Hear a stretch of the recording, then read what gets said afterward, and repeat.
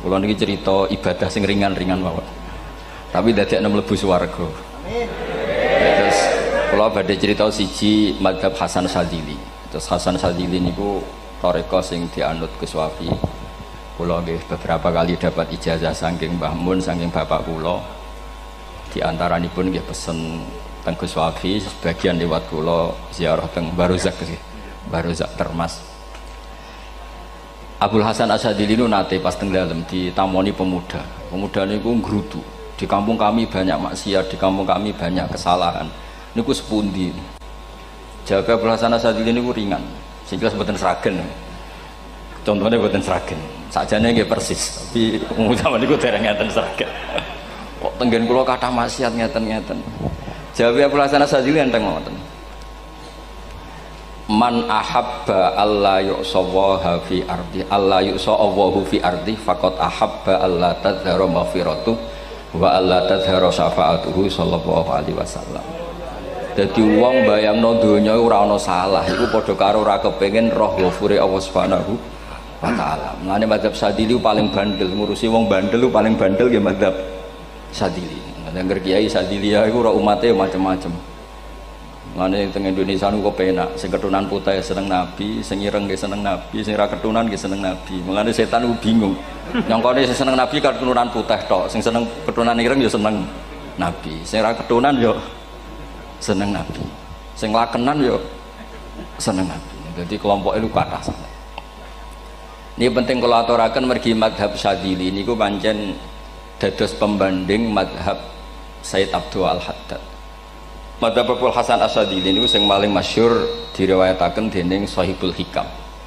Mergi Ibnu Athaillah As-Sakandari muridé Abdul Abbas Al-Mursi, Abdul Abbas Al-Mursi muridé Abdul Hasan sinten Asyadili. Niku mazhab ingkang bener-bener jadi pembanding. Mergi teng bab husnudzon niku beliau itu pakar. Orang itu bisa yarjuwa hawal yaumil akhir. Orang itu bener-bener dibikin nyaman mbek Allah mbek Rasul. Misalnya ngeten, sampean sowan Allah iku kudu arep-arep disangoni. Kena arep disangoni berarti nganggep Allah iku medhit. Mulane tomak niku penting. Tapi mbek pangeran aja mbek wong, tapi mbek pangeran mbek. Dados limangka yarjuwa hawal yaumil akhir. Riyen niku zaman kula alit, niku anggere ana santri lunga iku sanggu sak umbalan. Mergo yakin kiai iku nyangoni. Lho diyakini nyangoni ku keren, berarti diyakini lomo. Lho kok yakin mlebu neraka, berarti nganggep Allah gak Rahman Rahim. Mulane yakin mlebu napa? Swarga. Mau modal urun maulid sak dina ora urun malah entuk. Terus niki wis rontok-rontok salah tapi muga-muga disepuro pangeran. Nggih wau. Nak sampean bener niku sifat ghafuri Allah nganggur, nggih. Kerhane efektif ana sing salah. Mulane wonten cerita wonten tiyang teng multazam donga ya Allah kula paringi mboten nate salah. Iku jawabe pangeran fa'ina adhu ghufra. Wong ora tau salah sifat ghafur iku nganggur. Niki cerita sing sampean aja niru kula. Niki cerita ilmu. Niku mazhab Abdul Hasan apa? Asyadili. Benten mazhab Said Abdul Al-Haddad itu jalure khauf. Jadi dosa gede apa cilik? Ora ana gede ora ana cilik. Aja delok sing mbok dosani, aja delok dosane tapi delok sing mbok dosani iku sapa. Misale Gus Wafi ngutus santri teng mriki, "Cung, tukokno rokok." Rokok itu barang makruh misal. Mestinya kan santri oleh bantah, niki kiai ku piye to barang makruh kok kon nuku. Tapi masalahnya kan arah dituruti ya gelo tenan. Jadi aja delok kongkonane iku penting ra penting, tapi mukhalafah iku sababul fir. Misale kados kula niki teng mriki kan wonten botol minuman. Cung pindah rene itu kan barang sepele. Terus sampean takok urgensinya apa ya harus dipindah. Iku santri mangkelno to. Ya wis dipindah wae pokoke penting nu. Menurut itu cara pandang Said Abdul Al-Haddad. Ki aja geman bantah pangeran senajan to perintahe sepele. Piye-piye mukhalafah ngono iku jenenge nentang. Nah cara Abdul Hasan Asyadili nggih boten barang gedhe mbek cilik kudu ana bedane. Wong ana kabair ana saghair. Masa WA janda beda mbek goncekno ya kudu beda. Wong WA tok kok padha mbek napa? Goncekno ya kudu beda, kudu ana saghair, kudu ana napa? Kabair. Tapi cara Said Abdul Haddad mboten delok sing mbok maksiati ku sapa. Sehingga khazanah kita niki penuh dengan ilmu. Mulane terus wonten bab ijtihad. Ijtihad niku ruangannya luas sekali. Ya kula bolak-balik nyontokno. Kula sakniki kan jare wong akeh kiai gedhe. Jare wong akeh kula niku kiai gedhe. Nek diundang manakipan tangga yo bingung. Ora teko sawane kiai gedhe sombong diundang wong cilik ora teko. Teko iku mahjubno kiai sing ora tau pahayu. Wih bingung. Nyatane kula ora teko nggih do matur nuwun Gus. Athok kula mboten lakon. Nah kula teko kan mesti ordere teng kula mboten. Cara sing tok pitik gedhe nggih kula, salam templek gedhe nggih kula. Berhubung kula ora teko ngresikane tiyang kathah. Saiki misale ten takok, kiai gedhe diundang musala cilik kesunatan teko apa makruh teko? Cara ijtihad, cara sampean makruh teko napa kesunat? Kula misale diundang ning Sragen ning musala Penceng. Kula niku sunat teko napa haram teko? Haram ya bener nggih haram ya. Setuju haram. Mergo mahjubno ya haram setuju. Itu ijtihad. Ijtihad itu ranahnya itu karena nggak bisa ditebak. Ijtihad itu nggak bisa ditebak. Kalau gak ada cerita kata tentang ijtihad, niki betapa umat Rasulullah umat sing bejo, pilihan-pilihan ijtihadnya dibenarkan. Masyhur tenggene cerita Bani Quraidah. Nabi ngendikan, engkau kowe jogeman sholat asar kecuali sampai neng kampung Bani Quraidah. Ternyata kurang 2 kilo atau 3 kilo matahari itu mau terbenam. Sebagian sahabat sholat sebelum sampai Bani Quraidah karena takut sampai Bani Quraidah sudah qadha napa asar. Sebagian tetap sholat di Bani Quraidah meskipun sudah qadha asar. Ketika lapor Nabi semuanya dibenarkan. Semenjak itu ada pintu sing darani pintu napa ijtihad. Mulane kula bolak-balik cerita. Wonten kiai nak tangkok, "Cung kowe ngaji wek sapa? Ngaji kalian tiang niki." Kiaimu tau nangis mboten? Lereni ngaji wek kiai ra iso nangis, berarti atine atos. Nak Abdul Hasan Asadili takoki, "Cung kowe ngaji wek kiai sapa? Kiai fulan." Tau guyu mboten nate, lereni. Kiai ra iso syukur mbok jani. Kiai ra iso syukur kok mbok jeni. Karena itu masalah ijtihad. Nggih masalah napa? Ijtihad.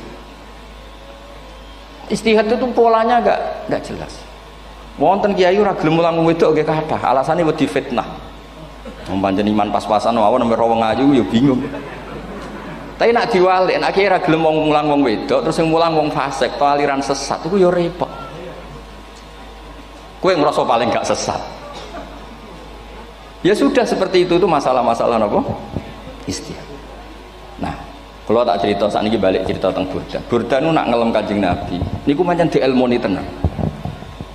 Kalau niku Burda berjanji tiba niku setengah hafal. Pancen riyen mbah kula buyut-buyut kula niku pesene ken hafal tiba, hafal berjanji, hafal Burda.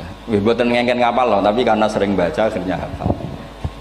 Kalau beri beberapa contoh, ngelem niku nak mboten dielmoni itu kualitasnya ada bagus, tapi kalau dielmoni itu kualitasnya bagus.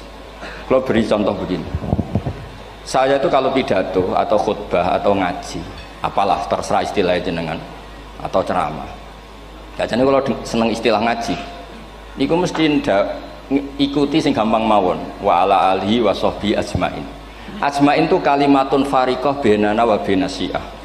Fa innana nukrimu jami'as sahabah. Ajmain itu kalimatun fariqah, kalimat pembeda. Kita ahli sunnah wal jamaah akramu jami'as sahabah. Ada kelompok sing akramu sahabian wa ahanu sahabian akhir. Sehingga ajmain itu harus kita baca. Itu karena itu kalimatun fariqah, kalimat pembeda. Kata-katanya hanya ajmain. Begitu juga berjanji. Berjanji itu nak ngelem Nabi niku wa ba'du fa'aqul wa Muhammad bin Abdullah bin Abdul Muttalib wasmu Syaibatul Hamdi Humitat Hisaluhu Saniyah. Karena ketika Rasulullah memaklumatkan jadi Nabi itu problemnya itu nasabnya siapa? Orang-orang yang di Palestina, di Israel, di Yordan, di Syam kalau dulu. Itu alamatnya Nabi itu harus turunan Ibrahim. Ibrahim sementara orang Syam menurut pengetahuan orang-orang Yahudi Syam. Maka saya berjanji menunjukkan dulu kalau nasabnya Muhammad itu ini. Terus sampai warafuhu ilal khalili Ibrahimah. Terus ila dzabih Ismail nisbatuhu wa muntama. Terus setelah itu terus beliau ngendikan wa adnanu bila raibin inda dzabil ulumin nasabiyah ila dzabih Ismail nisbatuhu wa muntama. Terus ketika berjanji di karang itu sudah ada faham-faham yang seakan-akan babahnya Nabi itu ada masalah. Terus beliau ngendikan, ini Syaibatul Hamdi, Sayyid Abdul Muthalib itu orang yang ketika buka Ka'bah, buka Zamzam, saurip-uripnya muji pangeran. Terus banyak lagi wasumi'a fi sulbihin Nabi sallallahu alaihi wasallam dzakarallaha ta'ala walab. Mbah yang ini bahkan dengar ketika Nabi masih di punggungnya membaca tasbih.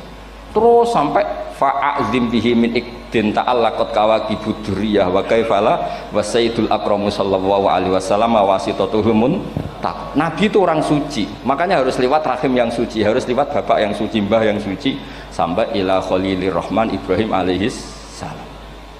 Makanya terus dinagumkan nasabun tahsibul ula bikhulau, terus tarokus sifaha falam yusibhum aruhu min adami wa ila abihi wa ummihi. Karena kabeh sawnal ismihi, semuanya itu untuk menjaga asmane Nabi Muhammad sallallahu alaihi wasallam. Kemudian Burda membentuk itu dalam bentuk nazuman. Misalnya beliau ngendikan Rasulullah itu mutiara. Jadi ketika dakwah berpola ya baik, ketika tidak berpola juga baik. Beliau cara muji Nabi faddurru yazdadu husnan wa huwa muntazimun.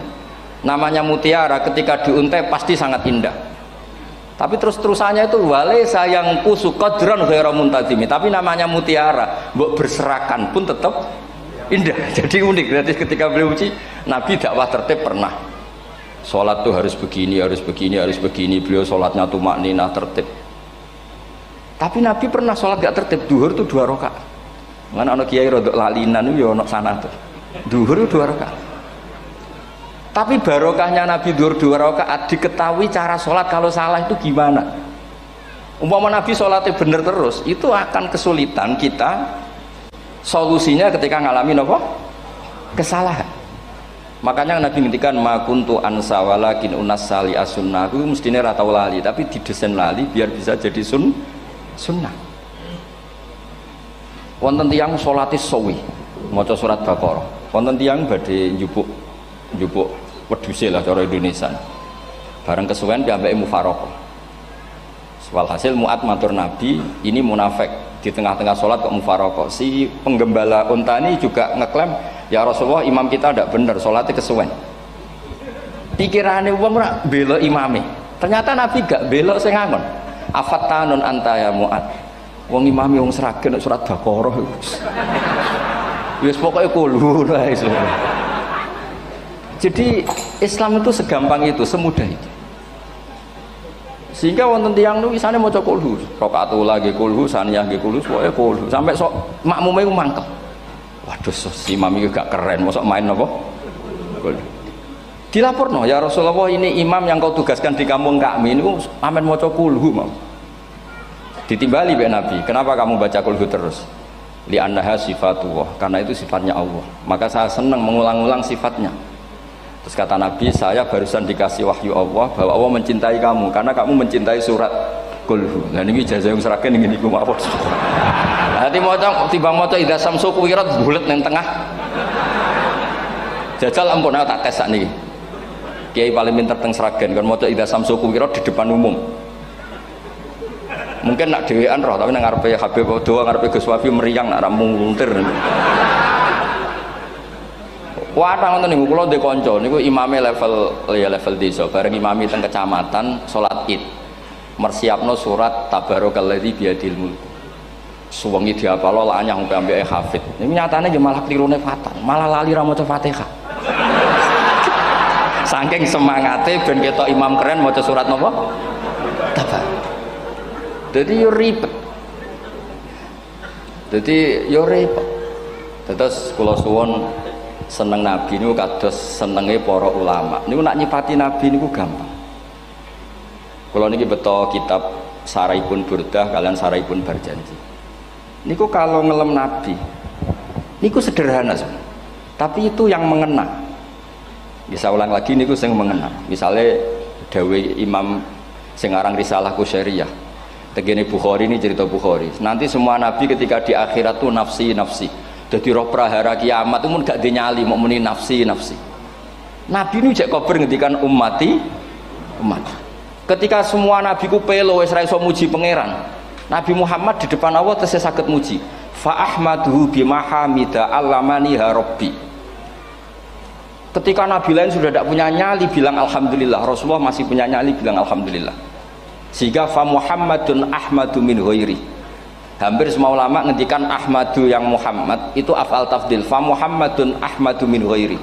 Ketika nabi lain sudah tidak bisa atau tidak punya nyali memuji Allah, Nabi Muhammad masih berani memuji Allah ketika mahsyar.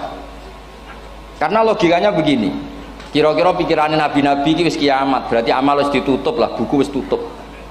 Tapi pikirannya Nabi Muhammad boten ngoten. Allah itu tidak diganggu oleh apapun, tidak kena atau tunduk sama konstitusi apapun. Sampean ra iso ketemu Allah nih pun akhirat, jenengan pun boleh macam-macam nih, pun tutup buku boten saged. Rahmatnya Allah tidak bisa dibatasi oleh akhirat. Saya ulang lagi, rahmatnya Allah tidak bisa dibatasi oleh akhirat. Makanya Nabi tetap berani mengajukan syafaat meskipun sudah finish, sudah akhirat tak sudah finish. Sehingga Nabi muji-muji Allah, akhirnya Allah ngendikan ya Muhammad irfa' ra'sak wasal tu'tah wasfa'tu syafa'.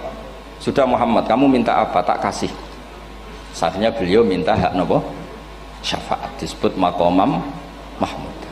Dan ini kula waos kitab kersane orisinil niki betapa sayangi Rasulullah sallallahu alaihi wasallam teng kita. Ketika nabi lain tidak punya nyali kecuali mikir dirinya sendiri, jadi ku punya ngendikan nafsi-nafsi, Nabi Muhammad masih gak ada nyali ngendikan apa ummati. Itu bukti bahwa Nabi itu nggak pernah nggak mikir umatnya. Wala sawfa yu'tika rabbuka apa? Fatar. Ini Nabi jawab, fawwah la ardo wa wahidun ummati finnar. Kalau engkau memberi saya sampai saya puas, maka saya tidak puas dan satu dari umatku masih menjadi ahli neraka.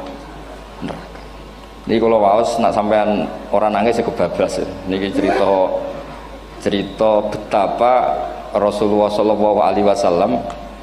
Niki jarang tiang maos niki kula waos kersane tambah mahabbat dengan Rasulullah Shallallahu Alaihi Wasallam.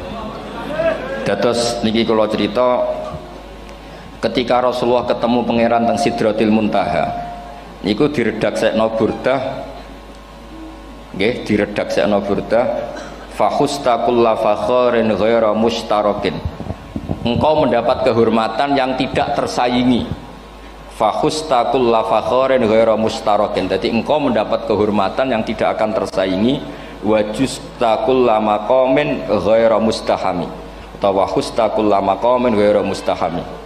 Dan engkau mendapat satu derajat yang enggak mungkin tersaingi. Mustaham itu enggak tersaingi lah. Walhasil ternyata derajat itu apa? Gini ku ketika Rasulullah ketemu Allah Ta'ala teng Sidratil Muntaha niku Sayyidah Aisyah radhiyallahu anha tangklet, ya Rasulullah malladzi auha ilaika rabbuk idz qala fa auha ila abdihi ma auha. Qala ya Aisyah aturidina anta alami ma la ya'lamuhu Jibril wala Mikail wala nabiyyun mursalun wala malakun muqarrabun. Nggih, Aisyah, bagaimana mungkin kamu tanya sesuatu yang bahkan Jibril itu tidak tahu, Mikail itu tidak tahu, dan semua malaikat yang dekat maupun nabi yang jadi rasul semuanya tidak tahu hubungan saya, kedekatan saya dengan Allah membicarakan apa. Niku sing dimaksud burdah kaima tafuza biwaslin ayya mustatarin wonten sing maca ayyi mustatarin anil uyuni wasirrin ayya muktatamin. Jadi nabi ketika ketemu Allah di Sidratil Muntaha itu ada misteri yang hanya nabi yang tahu. Nabi niki ibu-ibu harus bangga Sayyidah Aisyah jenenge bojo wanita tangklet. Ambek nabi terus sing ngeles. Itu rahasia yang Jibril saja tidak tahu, Mikail saja tidak tahu, masa kamu tanya? Niki khase wong putri ini. Ya Aisyah, as'aluka bi Abi Bakrin ila ma a'lam tani. Gimana cara Jawa tak kadak nomor tuamu nak gak gelem cerita. Terus kunane kuno niku nggih wong wedok niku saged ngancam niku. Dadi kamane wis ngancam. Aku lapor bapakku, aku digo mulih sampean rati bojo kabare. Ya rada ribet jenengan ngadepi wong wedok niku rada ribet. Terus faqala akhirnya Nabi cerita, tapi ya tentu tidak semuanya diceritakan. Inni lama kuntu qaba qausaini qultu Allahumma innaka adzabta al umam ba'duhum bil hijar wa ba'duhum bil masih. Oh ya, ini halaman 63 62 teng kitab Hasyiatul Bajuri alal Burdah. Ya, kitab Hasyiatul Bajuri alal Burdah. Ya Allah, engkau menyiksa umat-umat sebelum umat saya, sebagian bil hijarah wa ba'dum bil mashi wa ba'dum bil khosfi. Fama anta fa'ilun bi ummati, lalu yang akan kau lakukan untuk umatku itu apa? Reputasi jenengan sama orang-orang yang durhaka itu selalu menyiksa, ada yang pakai batu, yang dilikuifaksi, ada yang pakai ini. Mosok umatnya kekasih jenengan podo ngoten, jadi Nabi ku pun nego lah, nego supaya gak sama. Faqala unzilu alaihimur rahmah min ananis sama wa ubaddilu sayiatihim hasanat. Ndak, saya ndak seperti itu dengan umatmu. Waman sa'alani a'taituhu waman tawakkala sak terusé. Terus wa fid dunya asturu alal usad wa fil akhirah usyaffi'u kafihim. Orang-orang yang masih maksiat di dunia tak kasih hak tobat, dan nanti di akhirat tak kasih hak syafaat. Engkau tak kasih hak syafaat. Mulane ini penting di ngertosi, bilih ukuran Nabi baik itu gampang nak sampean ngaji ngangge ilmu. Syafaati li ahlil kabair min ummati, sok syafaatku kanggo ngomong sing salah akeh. Wong Nabi ku ra melok dosa kok mikir nyafaati, nak rapi apike wong ra mungkin. Wong sing dosa iku sampean, sing salah sampean, sing mikir solusine Kanjeng Nabi. Lho wong kok apikane ngono iku gak mungkin ta wong piye. Wong sing salah iku sampean, sing diutang yang sampean, sing kasus sampean, sing mikir Kanjeng. Nah itu cara ulama ngelem Kanjeng Nabi. Mulane khodam tuhu bimadihin astaqilu bihi dzunuba umri madha fi syi'ri wal khodami. Dadi aku ngelem Nabi iku sebagai bentuk ngelem sing dadekno dosaku ben disepuro pangeran. Misalnya kita suka Alphard, muji Alphard, suka Innova, muji Innova, suka kebun, muji kebun. Sing ribet ku nak suka hewan, seneng kucing sampean ngelem kucing. Lho bareng ngelem Kanjeng Nabi kok ora iso. Mulane jare Burdah, aku iku ngelem apa tau iso, mosok aku ora tau ngelem Kanjeng Nabi. Makanya terus beliau hidupnya, kemampuan syairnya didedikasikan hanya nggo ngelem Kanjeng Nabi Muhammad sallallahu alaihi wasallam. Mulane terus ngendikan wa huli kholasi khaira multazim. Saya dedikasikan kecerdasan saya untuk ngelem Kanjeng dan Nabi, dan itu solusi terbaik. Lalu nak ngelem Kanjeng Nabi kadang kebablasan, sampai dikritik banyak ulama karena kebablasan. Gini masyhur beliau ngendikan wala yadi ka rasulullah jahu kabi idzal karimu tajalla bismi muntaqimi. Wonten naskah sing tahalla duka wau teng mriki diwaos napa tahalla napa tajalla tahalla ya. Wonten naskah tahalla wonten tajalla artosipun ngeten. Ya Allah, nabimu ini engkau gelari nabi yang ar-raufur rahim, sebagaimana yang sering disebut Habib Ali Al-Habsyi. Jika nabimu itu ar-raufur rahim, maka ketika engkau mau menyiksa saya dengan atas nama engkau al-muntaqim, zat yang tukang nyiksa, yang menyiksa, maka gelar engkau kepada nabi yang ar-raufur rahim itu kamu kemanakan? Jenengan kudu konsisten, terus kadung ngarani nabi jenengan raufur rahim. Maka sifat jenengan yang muntaqim jangan pakai dulu, karena saya ini umatnya Nabi yang kamu beri gelar Raufur Rahim. Paham tak jenengan? Maksudnya ya aja sida nyiksa wong kadung mbok arani Raufur Rahim. Dadi wala yadi ka rasulullahi jahu kabi idzal karimu tajalla ta tahalla bismimun takim. Terus sekarang Burda jenenge Muhammad. Allah kadung janji wong sing jenenge Muhammad ora bakal disiksa. Sebetulnya maknanya ya Muhammad Sayyidul Anbiya nih. Tapi ketika ono panggilan Muhammad ke depan, Muhammad gak boleh disiksa. Jeneng kula nggih Muhammad. Dados Burdanu saking yakine ngendikan fa inna li zimmatan minhu bi tasmiyati Muhammadan wa huwa afal khalqi bi zimman. Gusti jenengan kudu eling nami kula niku Muhammad. Wong sing jenenge Muhammad itu ora oleh disiksa. Padahal maksudnya ora oleh disiksa kan kanjeng Nabi Muhammad, tapi piyambake namine Muhammad. Terus ngendikan malih in ati dzamban fama ahdi bimuntaqidi minan nabi wala habli bimunsarim. Gusti kula pun iman mbek jenengan. Iman itu nilainya tertinggi. Jenenge iman nilai tertinggi, maka iman enggak bisa dibatalkan hanya karena saya salah.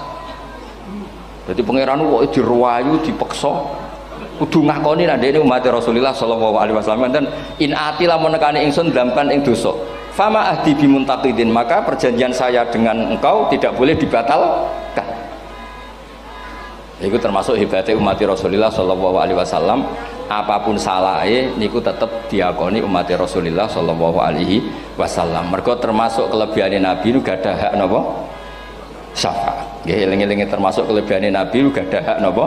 syafaat. Meskipun kita tetap khawatir jenenge dosa ge istighfar, tapi aja dadi putus asa mergo napa in anti dzamban fama ahdi bimuntaqidi minan nabiyyi wala habli bimun sorim. Terus niku cerita-cerita madhe ulama teng Rasulullah sallallahu alaihi wasallam. Mereka milih kata-kata sing wong apik eling terus. Nggih eling terus. Wau kados wau fadurru yazdadu husnan wa huwa muntazimu wa laisa yang kusu qadron ghairu mun. Jadi dulu itu pernah ada faham-faham sing cara zahiri hadis iku abai nabi, bae nabi itu seperti ini cara zahiri hadis. Tapi ahli sunnah wal jamaah itu di pendapat bapake nabi, bae nabi iku min ahlil jannah. Mergo apa? Wa kaifala wa sayyidul akramu sallallahu alaihi wasallam wasitatul muntaqah. Nabi itu orang suci, pasti lewat rahim-rahim yang suci. Minal aslabi thahira ilal arhamiz zakiyatil fakhirah.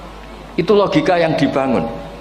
Sehingga terus mantep baru kayak wau mau sedibak mau berjanji kiyakan wong Islam an-nabi min abihi wa ila jaddi wa ila jaddi jaddi sampai Adam niku kabeh tarokus sifaha falam yusibhum aruhu min adami wa ila abihi wa ummi. Begitu juga masalah iman.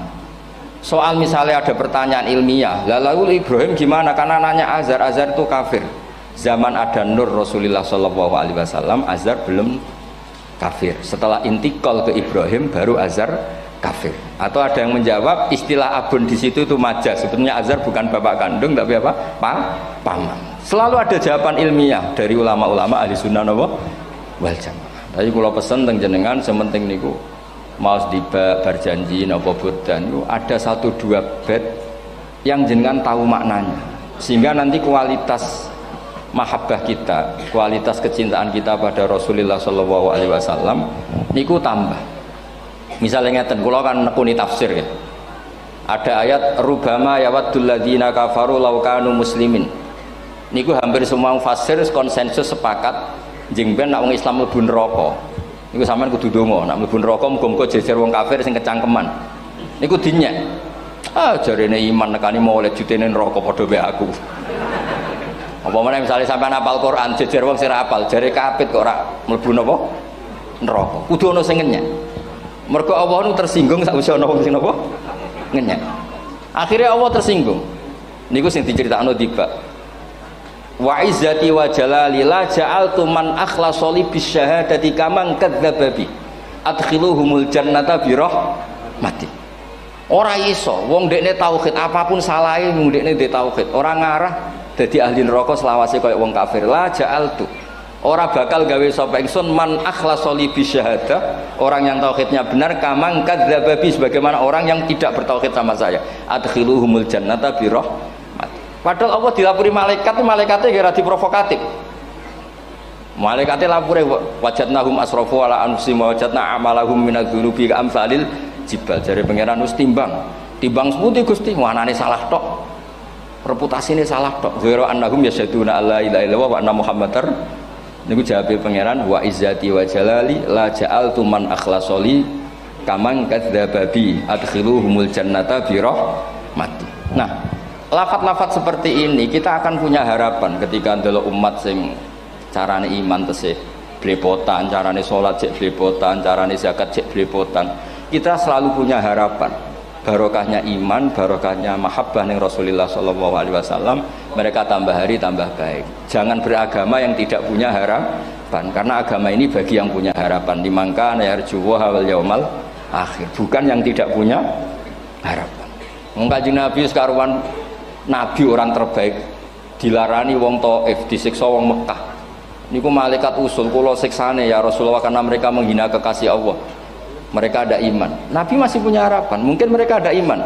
Tapi asawah ayyukhrija bal arju ayyukhrijawah min aslabihim may ya'budu wa la yusyriku bihi syai'an. Anak bapak orang iman, aku cek di harapan anak putune iman. Dan sedekah Rasulullah sallallahu alaihi wasallam. Saniki kata bapak era poso, anaknya melok TPQ, barang poso juk gendong, akhirnya bapak izin melok poso. Bapaknya maca Quran ra tau, bapaknya nekani wisuda anaknya hafid. Mulane bapaknya ora kena dibentuk, ya arep-arep napa? Anake. Nah anake ora kena dibentuk ya arep-arep putune nganti Imam Mahdi turun ngoten. Pokoke agama niki limangka nayarjuwa wal yaumal akhir. Terus kula suwun sak napa madzhab Abdul Hasan Asyadzali. Nggih pancen madzhab niku kathah, tapi kula suwun agama teng zaman akhir dawuh Mbah Mun kudu kathah rojae. Nggih mergi walladzina amanu asyaddu hubbal lillah. Dawuh Imam Ghazali ar-roja yuqaddam alal khauf. Mergo roja dadekno mahabbah. Orang yang punya harapan itu lebih mudah mahabbah. Dan hubungan kita dengan Allah itu hubungan mahabbah. Ini ku walladzina amanu asyaddu hubbal lillah. Saman roh anake wakal kok hubungane putus asa mesti maksudno. Tapi nek hubungane iso wae saiki nakal so ben gak. Iso wae saiki goblok so ben gak. Senajan to so ben ra terbukti lah, penting hidup itu ada harapan. Guys, penting hidup itu napa? Ada harapan. Kata ulama ngendikan afdhalul ibadah intidharul farad. Apa-apa ibadah selalu punya napa? Harapan. Terus Indonesia yang seperti ini kita berharap akan lebih baik, akan lebih baik. Wong cilik kula niku sing jilbaban mau keluarga ketok. Sakniki kathah tiyang napa? Jilbaban. Cilik kula tiyang salat kuwi masjid nggih mboten serame sekarang. Sampeyan ra iso grutu, tapi salat tok tapi atine ngene-ngene. Wah ya ribet nak ngoten sampeyan nyoal ideal nggih ribet. Pira-pira gelem napa? Pira-pira purun napa? Salat purun teng masjid. Sampeyan ndak usah memaksa ideal, wong kita ndak pernah napa? Ideal. Terus kula suwun cerita-cerita teng tiba teng berjanji bahwa Nabi sahibus syafa'ah. Nabi nu tiyang sing peduline napa ummati. Jadi ketika Nabi lain mboten gadah nyali ngadepi hisab, ngene iku do muni nafsi, Nabi tesih gadah nyali mikir umate ngendikan mati. Carane apa? Muji pangeran bimahamida allamani ha rabbi. Lane dawuh iki teng ulama-ulama dawuh fa Muhammadun ahmadu min ghairi. Makanya summiya Muhammadan mergo li annahu satu wasammihi idza wada'atihi Muhammadan li annahu satu madun apa? Ubbah wa summiya Ahmad li annahu ahmadu min ghairi. Ini hampir semua ulama ngendikan ketika teng mahsyar semuanya Nabi gak punya nyali untuk matur minta sama Allah. Mergo wis kiamat berarti wis nis Nabi tesih gak ada pikiran Allah itu tidak terhalangi oleh kiamat, Allah tidak terhalangi oleh akhirat, Allah tidak bisa dihalangi apapun, sehingga Nabi tetap wani jaluk pangeran. Berarti mujine Nabi ku lebih tok karena tahu Allah itu tidak terbatasi. Nah karena Allah tidak terbatasi, podo-podo Allah wapian, wis tak jaluk kanggo umatku sing mati alat tauhid. Berhubung Nabi ngoten terus Allah ngendikan ya Muhammad irfa ra'sak napa wasal tu'tah wasfa tusaffa. Muhammad kepala kamu angkat, kamu minta apa saya turutin. Terus Nabi minta hak napa syafaat. Seseorang bertobat. Dulu umatnya Nabi Musa ada yang menyembah anak sapi ijel, itu harus tobat. Itu tobatnya ekstrim betul. Kalau tobat sekarang kan cukup istighfar sama istighosah. Kalau dulu enggak, liyak tulal bari uminkum al mujrimah, yang terbebas dari dosa menyembah anak sapi, membunuh yang terlibat atau pernah menyembah anak sapi. Makanya ayatnya apa? Fatubu ila bariikum faqtulu anfusakum. Ya, jadi orang-orang yang pernah menyembah anak sapi itu tobatnya apa? Faqtulu anfusakum. Sebab itu semua ulama berkewajiban menerangkan nasa mansuh. Sampai Sayyidina Ali suatu saat ada mubalek atau ustadz itu ngajar di masjid, ditanya, kamu tahu nasa mansuh enggak? Enggak tahu. Terus kata Sayyidina Ali, berhenti jadi mubalek, lisensinya dicopot. Dicopot, kemudian halakta wa ahlakta, kamu rusak juga merusak. Kenapa demikian? Logikanya begini, semua nabi itu kan panutan.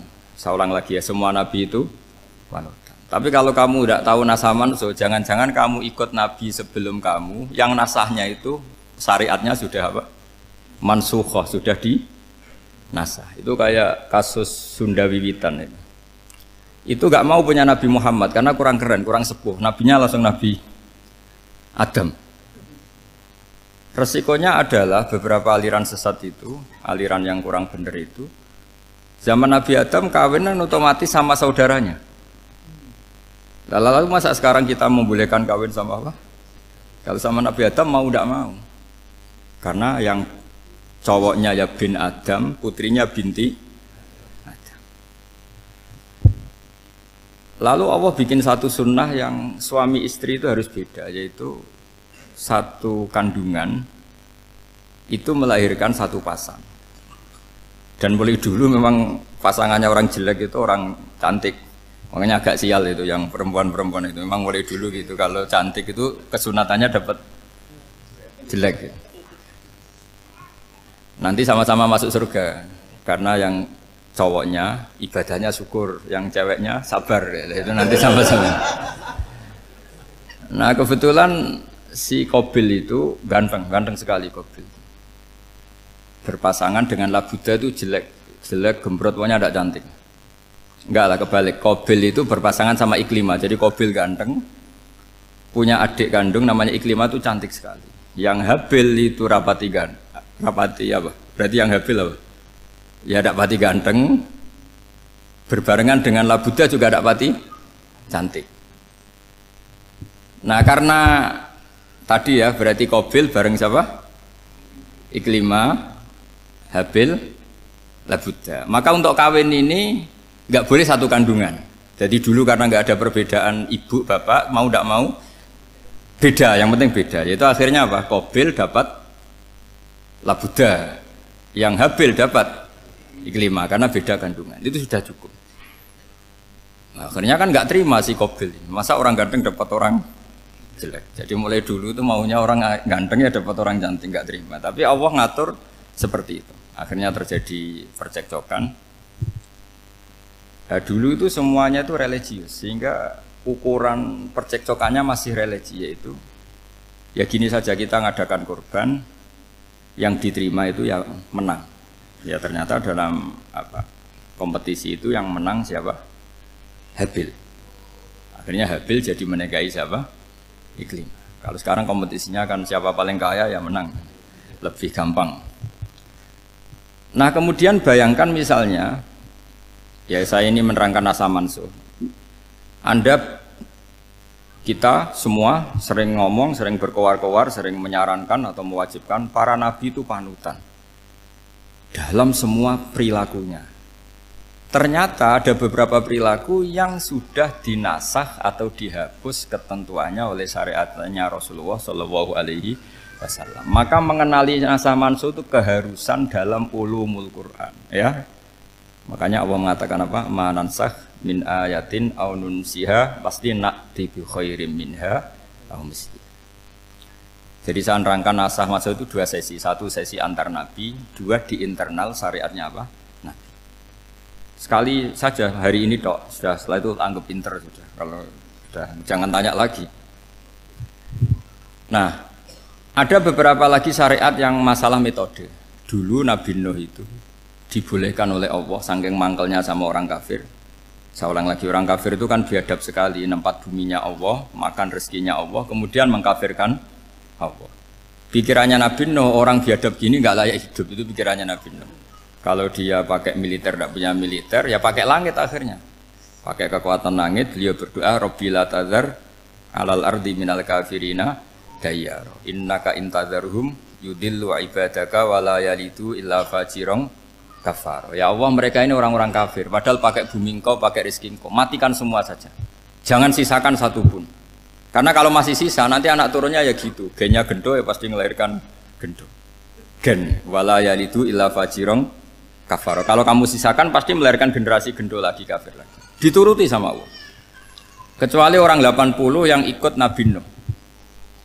Nah, orang 80 yang ikut Nabi Nuh ini selamat karena iman. Maka generasi yang sekarang ini termasuk saya semua ini semuanya turunan orang iman. Maka kita ini punya dua status. Satu, Allah kadang manggil kita ya Bani Adam karena faktanya kita turunan Nabi apa? Adam. Panggilan kedua adalah zurriyataman hamalna Ma'nu, orang-orang sekarang itu pasti turunan orang yang ikut perahunya Nabi Nuh. Jadi nasab kita ini sudah steril, sudah tidak ada nasab lewat kafir karena yang kafir sudah habis. Semua orang sekarang itu turunan Nabi Nuh, yaitu disebut apa? Dzurriyyataman hamal nama. Yaitu sekitar orang 80. Nah, oleh Allah Subhanahu wa taala syariat seperti ini pernah dituruti, yaitu akhirnya mereka mati semua kecuali orang 80 yang mukmin. Tapi uniknya Allah apa? Era Rasulullah SAW, Nabi kita Nabi Muhammad itu diutus rahmatan lil alamin. Ketika Nabi didustakan, diusir, disakiti, malaikat gunung, beberapa malaikat sing ahli adab spesial eksekutor lah kira-kira gitu. Muhammad, kamu bilang saja ke saya, kalau kamu ingin orang-orang Mekah Bujal CS saya hancurkan. Tapi apa kata Nabi? Saya berharap kalau mereka belum iman, anak cucunya iman.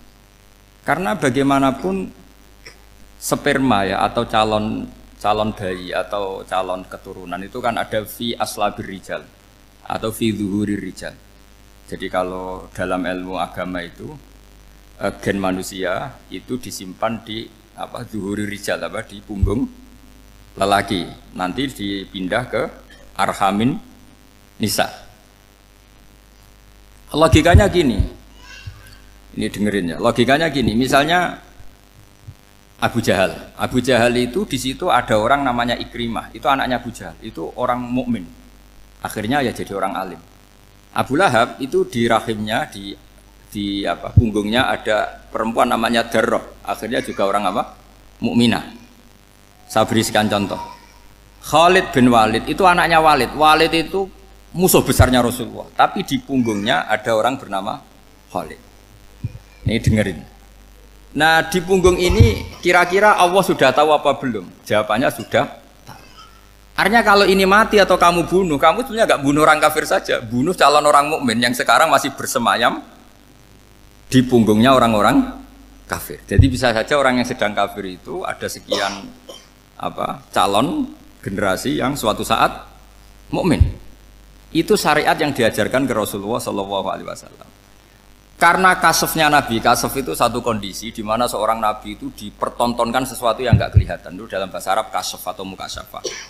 Nabi dipertontonkan ternyata banyak orang kafir yang di punggungnya itu ada calon generasi mukmin atau Muslim. Akhirnya Nabi nggak berani. Jangan bunuh. Mungkin bapaknya ada iman tapi anaknya iman. Betul, Abu Jahal punya anak Ikrimah, Abu Lahab punya anak Darroh. Walid punya anak siapa? Walid. Itu mirip seperti kita. Bapak era sholat, anak ETPK sholat. Akhirnya bapak katut sholat. Banyak nggak di Indonesia? Bapaknya tidak bisa baca Quran, anaknya hafid. Nah, itu kalau bapaknya kamu habis, tidak ada yang meselin. Makanya biarkan hidup saja.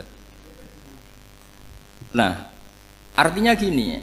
Andai kan tidak ada ulama yang menerangkan nasa mansuh, dikira syariat Nabi Nuh itu abadan mu'abbadat, selamanya lama. Sehingga main teror sama orang kafir sah berdasar Nabi Nuh. Padahal kita sudah ganti Nabi. Yaitu syariatnya Rasulullah SAW. Masyhur itu ketika Nabi ngendikan, saya tidak minta mereka dihukum, tapi ya Allah saya minta Allah mahdi qaumi fa innahum layak lamun. Mereka kafir itu karena tidak tahu. Sehingga ada periode. Loh kalau perang itu beda. Perang itu konteksnya duel. Itu tidak harus sama Abu Jahal, Abu Lahab. Ada penjahat mau bunuh kamu wajib perang enggak? Wajib. Penjahatnya meskipun muslim apa harus kafir? Meskipun muslim. Maka kata ulama fikih sebetulnya perang duel itu bukan syariat muslim sama kafir tok. Masih muslim sama muslim, misalnya ada orang mau merkosa istri kamu, terus dia pamit gini, saya muslim loh, beri hak loh. Enggak bisa. Saya penjahat loh, muslim. Jadi kamu enggak boleh merangin saya, ngelawan saya. Saya kan muslim. Enggak bisa, tetap harus dilawan. Makanya kata ulama-ulama fikih, pertarungan sama musuh itu tidak harus sama orang kafir. Orang muslim pun yang mengganggu kehormatan kita, misalnya mau merkosa istri Anda, itu harus dilawan. Makanya Nabi ngendikan mangkutilah duna mali fahuwa syahid, mangkutilah duna harimi fahuwa syahid. Orang yang mati karena membela kehormatan keluarganya atau hartanya, maka dia mati syahid. Dan penjahat yang mati ini muhaddarun damu, diabaikan sehingga enggak kena kisos, membunuhnya enggak kena. Misalnya ada penjahat mau bunuh kamu duel menang. Kamu nggak kena kisos karena ini muhaddarun damu, diabaikan kehormatannya. Padahal dia muslim, apa? Muslim. Ini perlu. Jadi ini mengaji ini agak jelimet, tapi gampang. Kan kalau paham nggak paham selesai, jadi yang nggak baca selesai. Gitu. Sehingga kalau nggak ada nasa mansuh, maka orang selalu berpikir, pokoknya yang penting ikut Nabi. Nah itu bahayanya kalau Anda tidak tahu detail, jangan-jangan syariat yang kamu ikuti itu syariat yang sudah berstatus mansukhoh, telah dicabut. Dan itu banyak. Makanya kata Sayyidina Ali ketika ada orang ngajar gak tahu nasa mansuh, halakta wa ahlakta, kamu rusak dan merusak orang lain. Seperti tadi pernah ada kawin itu satu turunan, yaitu era Nabi Adam. Masa kita sekarang kawin sama satu turunan, kan gak mungkin. Ya kan, pernah ada membumi hanguskan orang kafir, yaitu syariatnya Nabi Nuh, itu dihapus oleh syariatnya Nabi Ibrahim dulu. Yaitu Nabi Ibrahim menghentikan apa? Faman tabi'ani fa innahu minni wa man asoni fa innaka ghafurur rahim. Ya, kalau orang ikut saya ya Allah ya pasti golongan saya. Kalau yang masih maksiat, masih balelo, saya berharap engkau ampuni. Akhirnya banyak orang kafir tobat. Coba era Rasulullah itu semua orang kafir Mekah itu kafir. Nabi belum wafat. Itu sudah ada 114.000 mukmin semua. Jadi Nabi menangi mayoritas orang menjadi mukmin dari mayoritas kafir, yaitu disebut wara'aitan nasa yadkhuluna fi dinillahi afwaja. Andai kan Nabi Muhammad pakai syariatnya Nabi Nuh, bisa enggak mengislamkan orang sebanyak itu? Enggak bisa kan? Maka ini penting mengenali nasah mansur. Jadi periode cara wong Jawa maksud no tuntas. Robila tadzar itu, pasot tuntas itu, menghabisi itu habis di periode Nabi siapa? No, syariat itu sudah enggak dipakai lagi. Yang dipakai apa? Faman tabi'ani fa innahu minni wa man asoni fa innaka ghafurur rahim. Lah Nabi Muhammad ini nabi yang kena khitab anit tabi' millata Ibrahim hanifah. Jadi masternya Nabi Muhammad itu mentornya Nabi Ibrahim. Sehingga syariatnya ya faman tabi'ani fa innahu minni wa man asoni fa innaka ghafurur rahim. Tidak syariat Rabbila tadzar alal ardi minal kafirina daya. Jelas ya, jadi mengenali nasa manso itu penting sekali. Karena kalau enggak, Anda halakta wa ahlakta, kamu merusak diri kamu sendiri, juga merusak orang lain. Karena menfatwakan hukum yang sebetulnya sudah berstatus mansukhoh, hanya berdasar, itu kan syariatnya nabi-nabi dulu. Syariat yang apa? Syariat yang enggak pernah terhapus hanya satu, usuluddin, yaitu tauhid, itu sama. Tapi kalau syariat itu beda-beda, atau furu'iyah itu beda-beda. Itu tadi saya beri contoh, era Nabi dulu kalau ada pakaian najis dipotong, dibuang. Era Nabi Muhammad dicuci. Orang kafir dihabisi oleh langit. Era Nabi Muhammad enggak boleh, bahkan didoakan Allahumma hdi qaumi fa innahum la ya'lamun. Di Qur'annya apa? Wa in ahadum minal musyrikin astajaraka fa'jirhu hatta yasma'a kalam Allah summa ablihu makmana. Jadi kalau ada orang kafir enggak boleh main dihabisin, mereka beri peluang untuk mengkaji kitab Allah hatta yasma'a kalam Allah. Kalau mereka sudah berpeluang ngaji, harus summa ablihu makmana, harus dijamin keamanan. Ya, karena apa? Dzalika bi annahum qaumul la ya'lamun, bagaimanapun mereka memang karena tidak tahu. Nah, kenapa tidak tahu? Enggak. Karena tadi mereka tertutup oleh kultur yang beratus-ratus tahun. Mbah-mbahnya mereka menyembah batu, menyembah berhala. Ya tahunya itu ya Tuhan. Bagaimana Anda bisa menjelaskan sesuatu yang sudah beratus-ratus tahun kan tidak gampang. Maka ada periode dimaklumi, apa? Kalau era sampean kan, mosok waktu disembah saking gobloknya orang, kamu lahir kan sudah nyembah Allah, tidak nyembah batu. Bayangkan kalau kamu jadi mereka. Wong perut kamu saja disuruh makan pizza sakit kok, karena saking lamanya makan sambal kan gitu. Kamu bilang perempuan Indonesia saja cantik kok, saking lamanya jadi orang Indonesia. Padahal orang Indonesia tanyakan orang Eropa, cantiknya di mana? Kamu lahir di Afrika, bilang orang Afrika itu cantik, tanyakan orang Eropa, cantiknya di mana? Hitam gitu kok. Jadi orang itu pasti terkooptasi oleh sekelilingnya. Orang Afrika akan bilang wanita Afrika itu cantik. Coba tanyakan orang Eropa, cantik apa enggak? Belas. Orang Eropa yang kulitnya gitu kata orang Eropa indah, kata sampean. Koyok anaknya kebo katanya boleh jadi. Jadi orang itu akan terkooptasi oleh sekelilingnya. Bayangkan kalau semua orang nyembah berhala terus kamu ndak, alasan kamu apa? Kan menentang mayoritas. Dan itu berat. Maka dimaklumi oleh Allah, dzalika bi annahum qaumul la ya'lamun fi manah panyeruarah. Nah, pemakluman ini yang mulai sekarang terkikis. Orang main pukul saja enggak mau ngaji. Enggak mau ngaji Quran secara kafah. Jadi fatwanya Islam kafah tapi ngajinya Quran enggak kafah. Ngambil 1-2 potongan ayat dipakai dalil. Jadi Islamnya inginnya kafah tapi ngajinya Quran enggak. Kalau kafah ya hafal 30 juz itu. Kalau mau ya, kalau mau kafah ya hafal berapa? 30. Makanya saya sering bilang, saya sering dinasihati orang karena belum tahu saya ini hafal Quran. Bapak harusnya Islam itu kafah. Kata saya ya dimulai dari konsep Islam itu kafah dulu, apa ya hafal Quran secara kafah. Jadi ini penting saya utarakan. Bahaya sekali orang mengenali Islam tanpa mengenali nasah mansukh. Karena beberapa syariat Nabi sebelum kita itu berstatus mansukh. Terus contoh berikutnya, ini nasah mansukh antar Nabi apa khusus internal Nabi? Ntar Nabi aja nggak selesai nih sampai subuh aja nggak selesai. Contoh yang paling keren mungkin cowok semua senang. Nabi Dawud dulu istrinya berapa? 99. Nah itu kalau masih halal itu kan berarti jenengan tuh punya istri berapa? Wah itu kan ngeri betul. Punya satu aja repotnya gitu apalagi berapa? Punya 99. Terus kamu bilang gini, ini kan syariatnya Nabi Dawud, Nabi kan bisa diikuti. Pernah ada periode di mana seperti itu boleh. Jadi makanya mau tidak mau mengenali nasah mansuh itu harus. Kalau enggak ya kamu masih berkeyakinan boleh beristri berapa? Nah ini penting saya utarakan. Makanya Sayyidina Ali itu kalau ngetes calon mubalek, kira-kira kalau Kemenak dulu inginnya apa? Sertifikasi apa? Mubalek. Itu tanyanya gitu.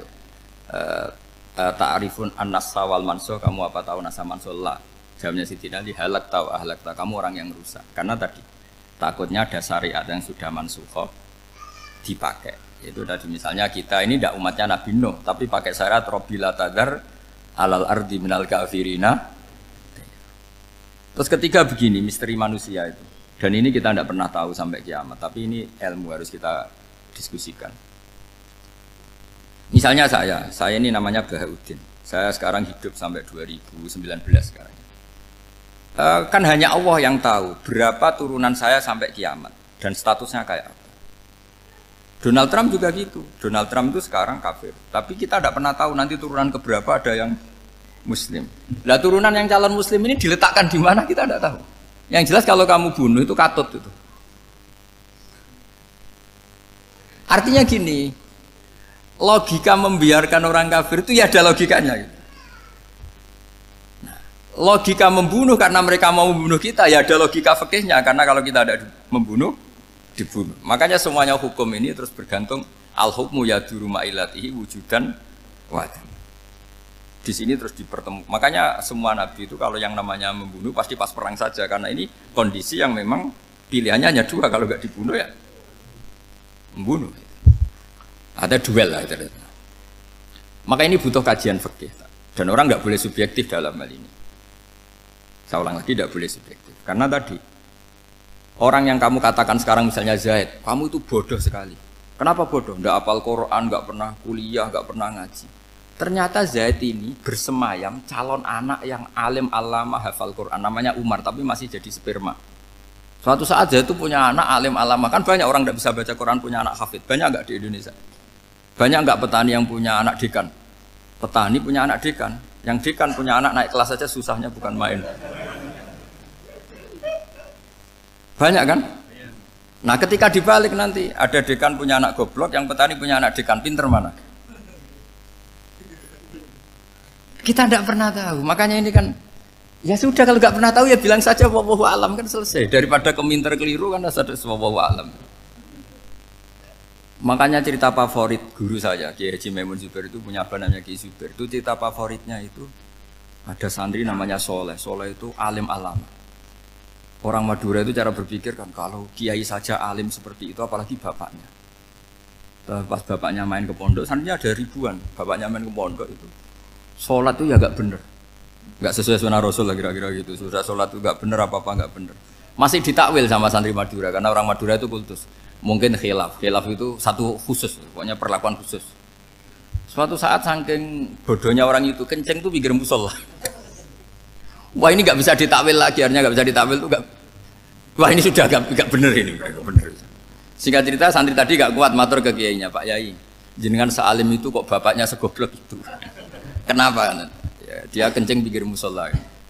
Oh bapak saya itu pinter sekali. Kok bisa? Karena beliau yang memutuskan saya mondok sampai saya jadi alim alama seperti ini.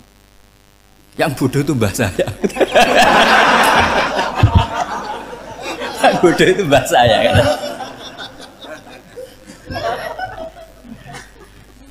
Artinya gini, sekarang misalnya Anda dekan, atau Anda rektor, atau Anda profesor, atau Anda kiai top mubalek kondang. Anda mubalek kondang terus punya anak, gobloknya bukan main. Atau apalagi anaknya ketangkep KPK. Yang satu anaknya orang bodoh jadi dekan. Kalau kompetisi ini pinter mana coba? Ada ahli metodologi, tapi anaknya itu terlibat narkoba. Yang ini petani utun, anaknya dekan. Kira-kira kalau dikompetisikan pinter mana? Anaknya pinter petani tadi gitu. Yang ketika petani kamu vonis bodoh gitu. Tapi siapa tahu kalau ini menyimpan calon. Paham ya? Kita tidak pernah tahu. Makanya Quran selalu ngajari dalam ilmu sosial itu wa in adri la'allahu fitnatul lakum wa mata'un ila. Dalam ilmu sosial itu kita harus jawab tidak tahu. Karena mudah. Makanya saya tadi pagi ngaji di direktorat, saya bilang, saya pernah diprotes orang, Gus kamu udah jelas 01 apa 02. Ya saya jawab gitu. Manusia itu makhluk yang paling nggak jelas gitu. Sekarang soleh, suatu saat bisa saja nggak soleh. Yang sedang nggak soleh, suatu saat soleh. Sesuatu yang mungkin rubah kok kamu fanatik itu gimana? Nalarnya itu gimana? Coba kita tahu dulu Wahsy itu pembunuh Hamzah, akhirnya mati mukmin ya enggak? Padahal orang yang sangat dibenci Rasulullah karena membunuh Sayyid siapa? Hamzah. Sa'labah yang tukang itikaf di masjid akhirnya su'ul khatimah. Kita tidak pernah. Lah kalau nggak pernah tahu ya tidak usah terlalu fanatik biasa saja. Kayak jenengan seneng saya itu ya saya tidak tahu sampai kapan ya tidak tahu. Saya seneng sampean sampai kapan ya tidak tahu. Kayak suami istri itu. Pas nikah harmonis bulan madu sampai kapan bertanya. Yang jelas paling awet itu pasangan jelek itu pasti nggak awet. Makanya jadi guyonan tuh. Pasangan itu jangan baik-baik gak awet. Kalau jelek itu awet. Ternyata maksudnya cantik sama ganteng itu suatu saat pasti jadi jelek. Yang jelek sama jelek pasti jelek terus. Makanya jadi guyonan. Kalau pasangan jelek itu awet katanya. Tapi kalau pasangan baik, ternyata baik wajahnya itu pasti gak awet. Suatu saat pasti jelek. Tapi yang jelek awet. Karena mulai dulu ya jelek sampai itu.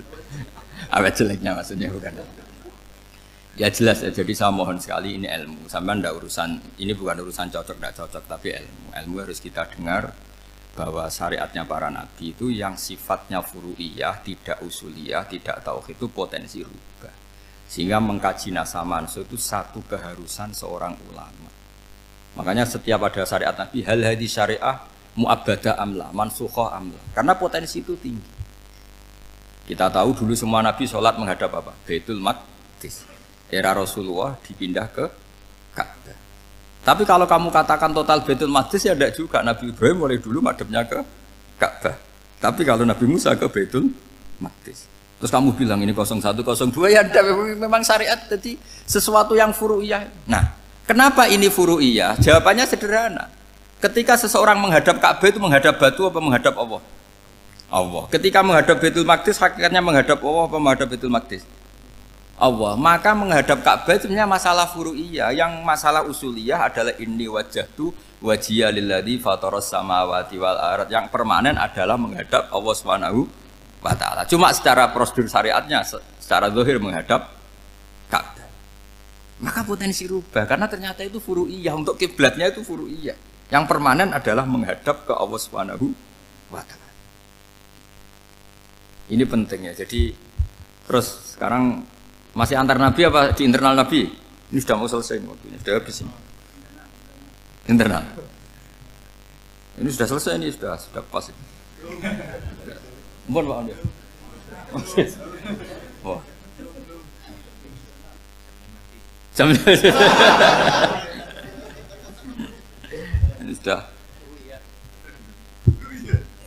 Sampai mana tadi? Diteruskan apa enggak? Sudah ya, sudah kayaknya sudah. Biar kelihatan cerdas terus. Sekali pertemuan sudah pinter gitu. Berapa? Setengah jam sudah pinter. Yang internal nabi apa antar nabi? Internal ya, sudah sekarang ke internal. Kalau internal lebih banyak lagi contohnya. Yang masyhur tentu masalah Baitul Maqdis. Dulu Rasulullah pernah sholat menghadap Baitul Maqdis 16 bulan. Berapa? 16 bulan, kila 17. Pokoknya khilafnya hanya 16 dan 17. Kalau ada bilang 10 bulan berarti gak pernah ngaji khilafnya. Karena khilafnya itu hanya 17 sama 16. Akhirnya sama Allah diminta disuruh menghadap ke Ka'bah. Saya ulang lagi, itu tetap masalah antar nabi sebetulnya. Begini, makom itu kalau dalam bahasa Arab bukan kuburan. Kalau di Indonesia kan makomnya Sunan Bonang itu kan kuburan. Kalau makom dalam bahasa Arab itu sesuatu yang pernah dipakai singgah, itu namanya apa? Makom. Lalu Rasulullah itu pertama di Medina itu madhab Baitul Maqdis itu 16 bulan. Orang Yahudi senangnya bukan main, sampai mereka bilang gini, Muhammad tuh gaya-gaya nantok punya agama baru, tapi kiblatnya ikut kita. Baguslah anak itu katanya, masih tahu diri katanya. Bagus katanya itu masih tahu diri. Jadi senangnya bukan main orang Yahudi, karena kiblatnya Muhammad sama dengan mereka. Ya tentu mereka jangkar Muhammad, bukan Sayyidina Muhammad atau Rasul Muhammad, karena mereka masih gak iman. Nabi itu ya agak tersiksa, karena beliau secara gen turunan Nabi Ibrahim dan kiblatnya Ibrahim itu Ka'bah. Agak tersiksa tapi sami'na wa ata'na tetap madhab ke Baitul Maqdis berapa? 16 bulan. Suatu saat Nabi Muhammad itu disuruh madhab Ka'bah. Ini dengerin. Akhirnya madhab ke Ka'bah. Apa yang terjadi? Orang Yahudi komentar gini, Muhammad itu gimana?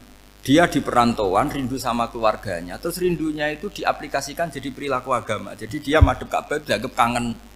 Kayak saya kan orang Rembang. Rembang itu apanya Jogja? Timurnya apa? Nggak, Jakarta itu mana Jakarta itu? Barat sana ya. Ibaratnya saya orang Jakarta, terus merantau di Jogja. Dulu kiblatnya itu menghadap ke timur, terus ketika menghadap ke barat kata sampean, wah itu padunya kangen apa? Keluarga. Juga kurang ajar orang Yahudi. Jadi orang Yahudi itu memang paling pinter bully. Makanya kalau sampean tukang bully itu ya agak-agak, ya enggak. Saya tidak ngomong agak ya, pokoknya agak-agak. Ya. Pinter bully orang Yahudi. Makanya nggak ada orang debat sepinter orang Yahudi. Yang bisa ngalahkan hanya Tuhan itu. Orang Yahudi yang bisa ngalahkan hanya Tuhan. Sayyidina Ali orang paling terkenal cerdas. Itu kalau sama orang Yahudi itu pusing. Karena ya apa logikanya itu? Saya beri sekian contoh. Ada orang Yahudi tanya gini, Muhammad, kalau kambing mati itu yang bunuh siapa? Ya Allah, mati langsung itu. Agama kamu itu aneh, Mak. Yang langsung sentuhan Allah haram, tapi yang lewat tangan-tangan jahil manusia malah halal. Harusnya itu yang halal kan orisinil langsung Allah yang mundur. Jadi uteknya itu aneh, dari cara berpikir itu aneh. Nah cara sampean ini kan, nak halal pangan kue. Tapi Nabi kan nggak boleh bertutur kata kasar gitu. Kalau yang jadi Nabi saya untalan ngono kan gitu. Tapi Nabi kan nggak boleh kasar. Jadi Nabi itu problem karena nggak boleh apa? Kasar. Kalau kita kan gampang, wis nak halal untalan kan selesai, Pak. Tapi Nabi nggak boleh kasar gitu. Jadi nggak Nabi, nggak sampean itu kan enak. Mau keliru ya pantas, mau apa saja pantas. Karena kan nggak panutan. Kalau Nabi nggak bisa. Meluruskan kebenaran itu harus tetap sesuai akhlak. Ya jadi agak kerepotan. Makanya punya Umar alhamdulillah ada yang nggak perlu aturan gitu. Jadi enak. Jadi ya itu memang aturannya harus itu. Coba Nabi itu perang tapi nggak boleh bunuh. Kayak apa susahnya? Beliau jadi sasaran tembak tapi nggak boleh bunuh. Kalau sahabat kan enak, duel, relax, santai, bisa tarung. Kalau Nabi nggak boleh. Makanya Nabi meskipun ikut perang terus nggak ada sejarah orang yang dibunuh. Ya, hanya satu peristiwa itu pun dibaca orang kafir, ditangkis Nabi, pedangnya kembali ke dia mati. Tapi nggak ada yang Nabi. Karena Nabi kalau pembunuh nanti itu terus kayak pendekar kan, dengan susah juga punya Nabi kok. Habis perang saya Nabi tanya, Muhammad habis perang berapa? 1000. Ya repot juga punya Nabi mantan apa? Pembunuh, meskipun yang dibunuh orang kafir, tapi kan kayak apa ya? Fitrah manusia itu akan menolak kepemimpinan orang yang gitulah pokoknya nggak bisa diterangkan itu. Makanya Nabi itu nggak pernah bunuh, meskipun kayak apa musuhnya, tapi nggak pernah bunuh. Untungnya di sekeliling orang-orang yang tadi. Jangan bilang itu suka bunuh ya, pokoknya perang gitu ya. Perang dengan bunuh itu beda loh ya. Kalau perang itu fair apa? Fair. Sampai mana tadi? Nabi Ibrahim ya. Makom tadi saya ulang lagi. Nabi Muhammad menghadap ke Baitul Maqdis itu hanya Allah nuruti. Ini loh Nabi betul. Tahu betul bahwa di antara syariat adalah Baitul Maqdis. Karena semua Nabi pernah berkiblat Baitul Maqdis. Tapi Nabi ketika menghadap ke Ka'bah, Nabi juga dibilangin sama Allah. Ini loh syariat yang benar, karena Ka'bah juga kiblat sing aktaku, lebih tua ketimbang Baitul Maqdis. Maka disebut Ka'bah Atiqah. Ilal Baitil Atiq. Kalau Quran bahasakan Ka'bah apa? Wal yatawafu bil Baitil Atiq. Atiq itu tua sekali. Ya sudah.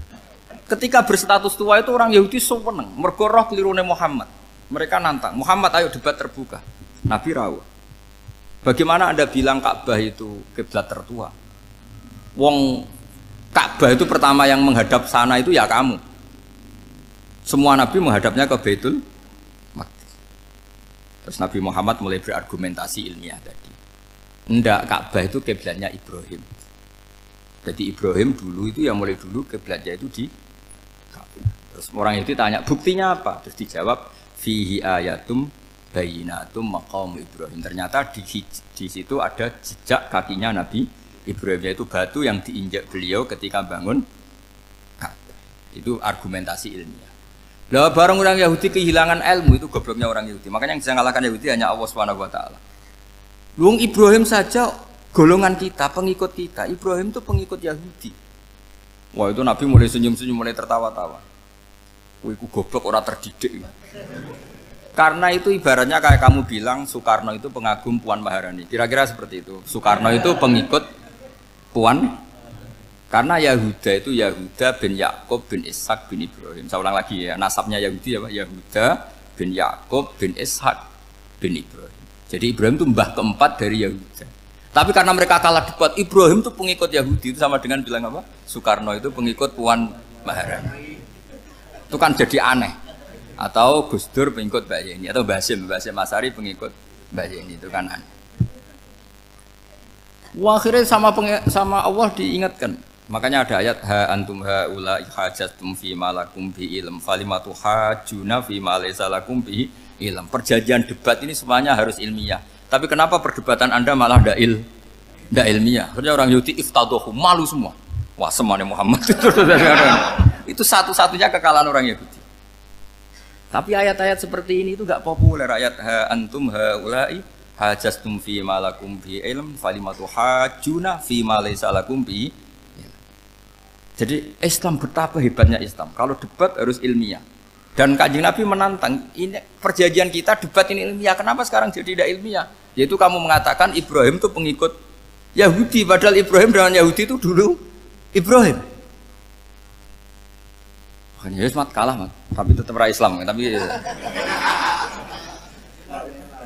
nah, makanya terus Ka'bah dibuktikan ketuaannya lewat apa? Fihi ayatum bayinatum maqamu Ibrahim. Itu bukan makom kuburan. Karena makamnya Nabi Ibrahim tetap Hebron, temudi Palestina. Kira-kira itu Palestina. Jare Israel yo ning Israel, mbah menang di. Jare ning Israel yo ning Israel, jare Palestina ning. Saya pernah ziarah ke sana di Hebron. Di makamnya Nabi siapa? Ibrahim. Jadi jelas ya. Jadi nasa mansuh itu ketentuan yang dikehendaki Allah Subhanahu wa taala untuk menguji loyalitas manusia, menanggalkan semua akalnya. Makanya saya mohon sekali siapapun yang ngaji saya dimanapun, sekali-kali manusia itu harus menanggalkan akalnya. Sekali Anda pakai akal, maka Anda akan ingkar dengan nasa mansuh. Nasa mansuh itu hukum yang direvisi, yang dibatalkan. Makanya orang Yahudi, lagi-lagi pinternya orang Yahudi, merovokasi orang-orang yang Islamnya belum kuat, diprovokasi gini. Ungzuru ila Muhammadin tahayyara fi din yukhillu yauman wa yuharrimu ukhra. Lihat itu Muhammad, dia kebingungan cara beragama. Kadang bilang A, besok bilang B. Jadi nasa mansub dianggap satu bentuk kebingungan. Gak kurang ajar tapi. Wah, akhirnya sebagian orang yang murtad. Makanya nasa mansub itu satu peristiwa yang menjadikan banyak orang murtad. Karena diprovokasi orang Yahudi bahwa itu bentuk kebingungan Muhammad. Akhirnya terus saya qulu sufaha minan nasi ma wallahum angqiblati mulati kanu aliyah. Nah, kelirunya orang Yahudi adalah ternyata nasa mansuh yang dipilih Rasulullah itu semuanya ada di Taurat dan Injil. Termasuk di Taurat dan Injil disifati dan Nabi yusolli ilal kiblatin, bahwa Nabi ini akan bersolat dengan dua kiblat. Makanya tetap ditantang. Kul fa'tu bitaurati fatluha in kuntum shadiqin. Kalau kamu tidak percaya bahwa saya ini orisinil, ayo bareng-bareng mengkaji Taurat. Tapi mereka tidak siap mengkaji Taurat. Karena Taurat semuanya mendukung Rasulullah Muhammad SAW. Fatluha in kuntum shadiqin. Makanya ini penting sekali ngaji. Jadi perdebatan itu macam-macam. Dan itu pinternya orang Yahudi. Ungzuru ila Muhammadin tahayyara fi dini yukhillu yauman wa yuharrimu ukhra. Ini penting sekali. Makanya nasa mansuh itu uji loyalitas. Itu Imam Malik kalau mencontohkan ke Imam Syafi'i. Saya berisikan contoh fikih. Ini saya melanggar waktu ini. Ini sudah berapa? Saya yang tidak mengesahkan diri saya.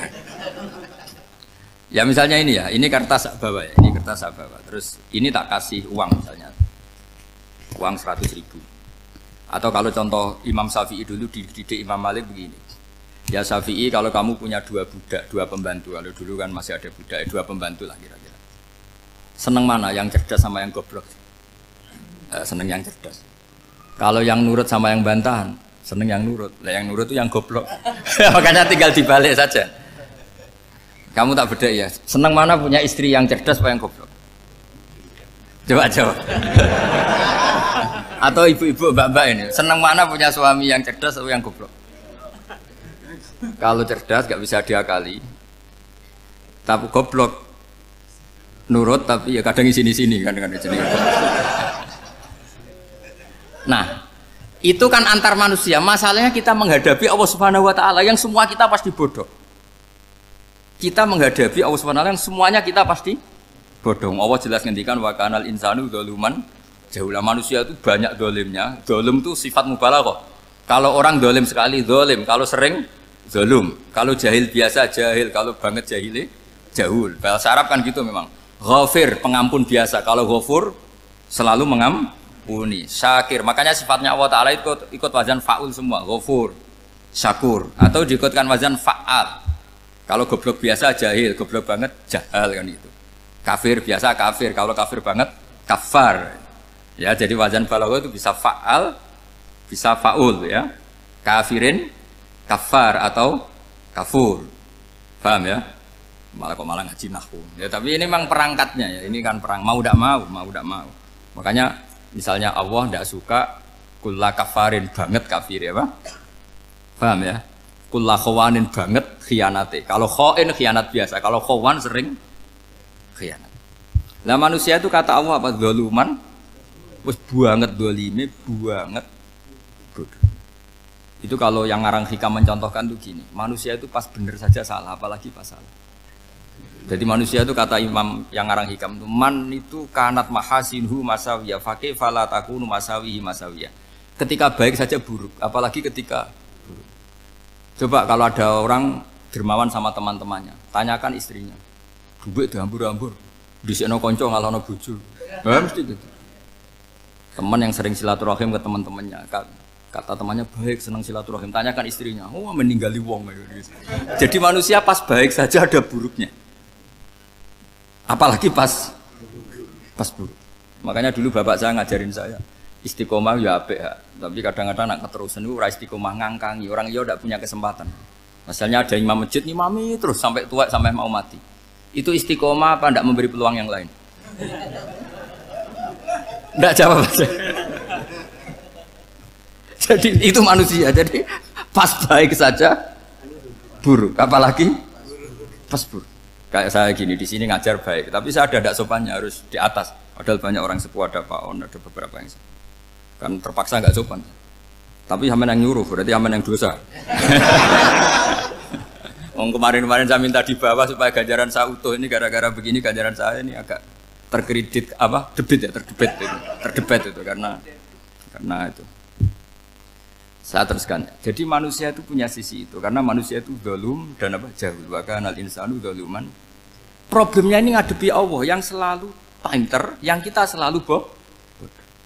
Misalnya gini, kamu ditanya Allah. Ini contohnya Imam Malik. Ikla hadi sokhroh fa inna tahtaha dhahaban. Coba bongkahan batu itu kamu angkat, di bawahnya ada emas. Lalu budak yang pinter berlogika, oh disuruh buka itu karena ada emas toh. Berlogika.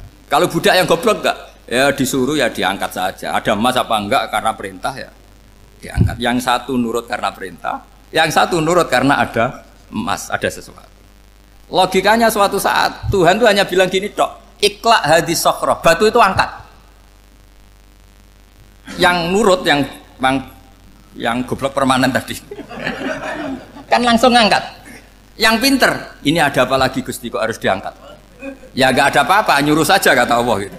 Oh tidak bisa, sesuatu harus ada alasannya. Itu kira-kira mangkel loh agak. Oh mangkel.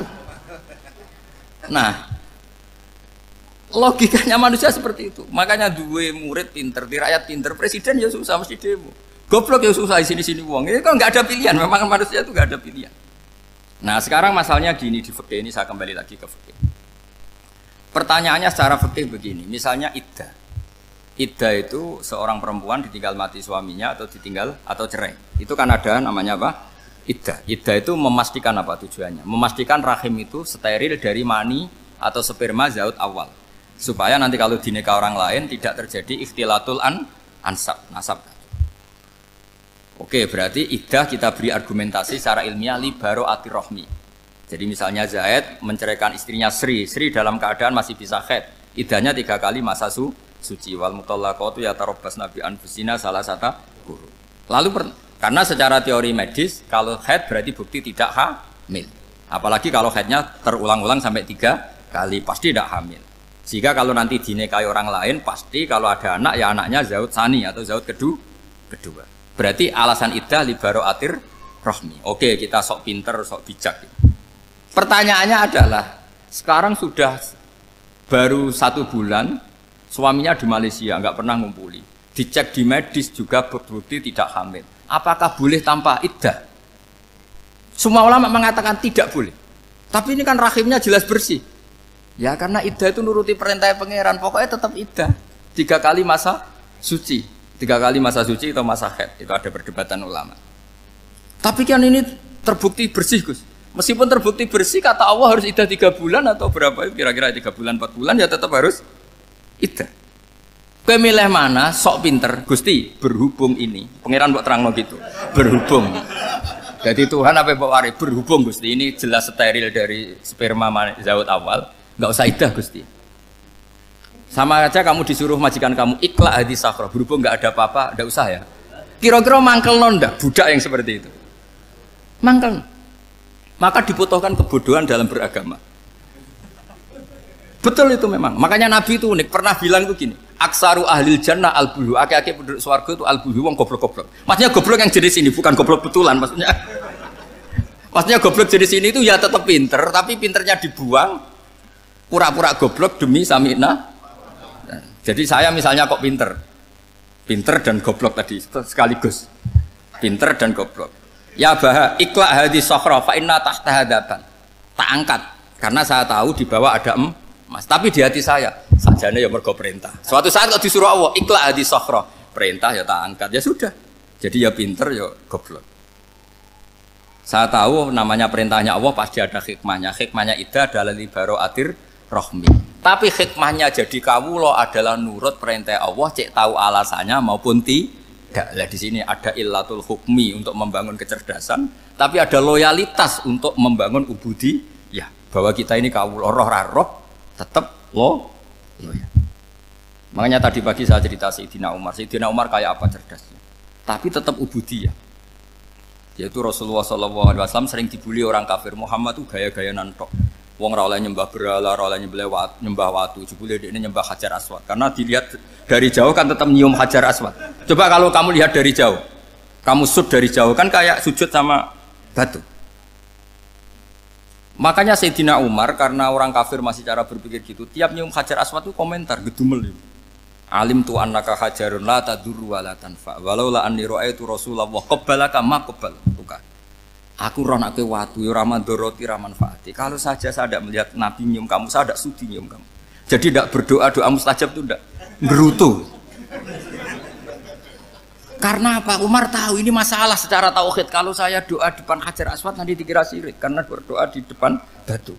Tapi kalau saya tidak nyium nyulayani sunnah Rasul yaitu nyium Hajar wis tengah-tengah nyium sambil gerutu itu sudah kompromi. Ya nyium tapi gerutu. Kayak apa? Makanya ya cerdas tapi ya goblok tadi ya cerdas.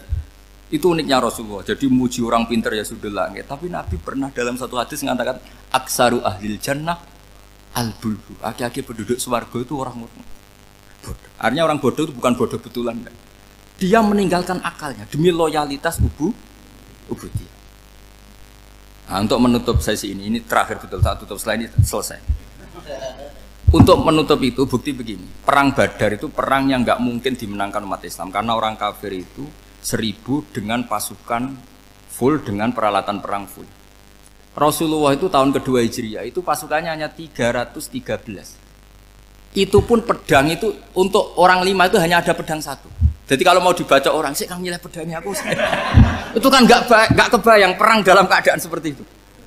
Jadi mesti kalah, orang kok mungkin kalah mesti. Tapi Nabi tetap bilang, saya ini disuruh Allah perang, ya harus berangkat. Yaitu perang Badar. Kata para sahabat, ya Rasulullah ini nggak masuk akal, sudah nggak usah perang, ini nggak masuk akal, mau setor nyawa. Sudah gitu dadaan, nggak ada persiapan. Lucunya apa? Sahabat itu ketika Nabi tetap berangkat. La akhrujanna walau waqti. Nabi menginginkan saya tetap berangkat meskipun sendi. Setelah Nabi berangkat sekian meter, tuh sahabat ikut semua. Kata Nabi, lah kamu kok ikut? Ya ikut saja. Kata kamu mesti kalah. Ya anggap saja setor nyawa. Demi loyalitas pada jenengan. Itu makanya nggak ada periode sebaik periode sahabat. Tapi yang gerutunya jalan. Karena gerutu ini bawaan ilmiah. Makanya kita loyal sama presiden. Tapi yang nggak cocok ya gerutunya jalan. Tapi bawaan mencintai Indonesia tetap jaga stabilitas. Itu bawaan cinta Indonesia, bukan cinta pejabatnya kadang. Gerutunya jalan. Tapi bawaan loyal sama Indonesia tetap mengaku. Bawaan loyal sama Rasulullah tetap ikut perang. Bawaan akal karena nggak masuk akal ya gerutu. Dan itu uniknya Quran itu mengapresiasi itu dan dianggap nggak masalah. Saya bacakan ayatnya. Kama akhrajaka rabbuka min baitika bil haqq wa inna fariqam minal mu'minina lakarihun yujadilunaka fil haqqi ba'dama tabayyana ka'annama yusaquna ilal mauti wa hum yanzurun. Peristiwa Badar ada peristiwa kamu itu keluar untuk perang. Sahabat kamu ngikuti, tapi mereka lakarihun, nggak senang sebetulnya. Karena nggak masuk akal. Ya geremeng tapi ya derek. Yujadilunaka fil haqq, mereka mendebat kamu dalam kebenaran. Jadi ya Rasulullah wong perang karuan kalah jenengan lakoni alasane nopo? Lah kok melok? Ya saya harus ikut jenengan Nabi. Itu unik. Kalau orang sekarang mana mau, kalau nggak masuk akal nggak mau melakukan. Coba misalnya istri kamu belajarnya dikurangi, anggap saja petualangan latihan hidup di masa lalu, nggak mau. Padahal petualangan itu hal yang indah. Petualangan itu kan hal yang indah, kan nggak mau?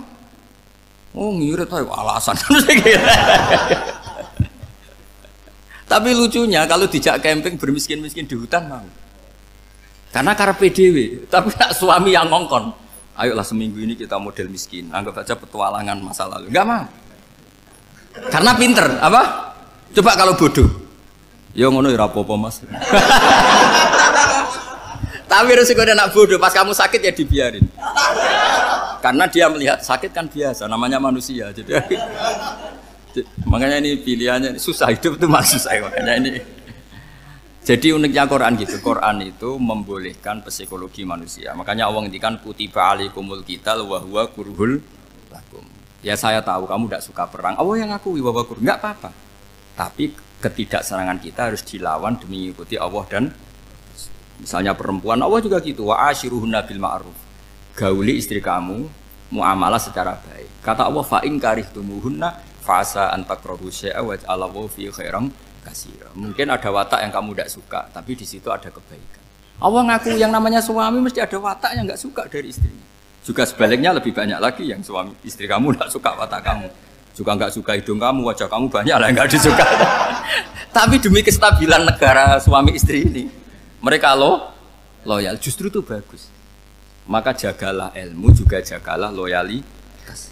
Itu yang perlu saya utarakan. Jadi makanya agama ini dibangun dua. Satu kecerdasan hikmah, yaitu ya al-hukmu ya duru ma'ilati wujudan wa adaman. Tapi juga ada ubudiyah, bahwa agama ini milik Allah. Maka sami'na wa ata'na. Karena begini logikanya, saya ulang lagi masalah batu. Iqla hadis sokhro fa inna tahta adaban. Terus saya angkat. Pembantu saya ngangkat. Dia saya gaji atas nama apa? Nurut kan? Atas nama menemukan emas apa atas nama nurut? Nurut, karena emas itu juga penemuan saya, milik saya. Ngangkat batu yang nggak ada emasnya juga atas nama nurut. Jadi rapot yang saya berikan ke pembantu saya itu tentang nurut dan tidak nurut. Saya kan tidak peduli dengan cerdas dan tidak cerdas. Itu kan tidak sesuatu yang menguntungkan saya.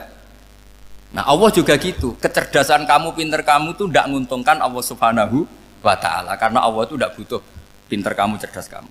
Allah hanya butuh mental ubudiyah kamu. Makanya Allah mensifati nabinya hanya subhanalladzi asra bi abdihi, karena status tertinggi manusia adalah sifat kehambaan. Makanya ya Tuhan nafsul mutmainnah irji'i ila rabbiki radhiyatam mardiyah fadkhuli fi ibadi. Berstatuslah sebagai hamba baru wadkhuli jannah. Nah kalau kamu berstatus hamba ya harus baik, gak usah kalian bantah. Coba kalau kamu rasional, ya Allah kenapa bikin surga nanti-nanti? Engkau kan bikin sekarang, ngapain repot-repot nanti? Jadi kacau semua agama. Makanya yang perlu didahulukan adalah status ya Tuhan nafsul mutmainnah irji'i ila rabbiki radiyatan mardiyah fadkhuli fi ibadi. Masuklah berstatus sebagai hamba saya. Khasnya hamba tadi ya cerdas karena semua yang diperintahkan Allah pasti ada hikmahnya. Tapi kecerdasan ini kadang kita tinggalkan demi loyalitas ubudiyah. Terus ngoten mawon kula ngapunten ingkang kathah mugi-mugi niki barokah. Assalamualaikum warahmatullahi wabarakatuh.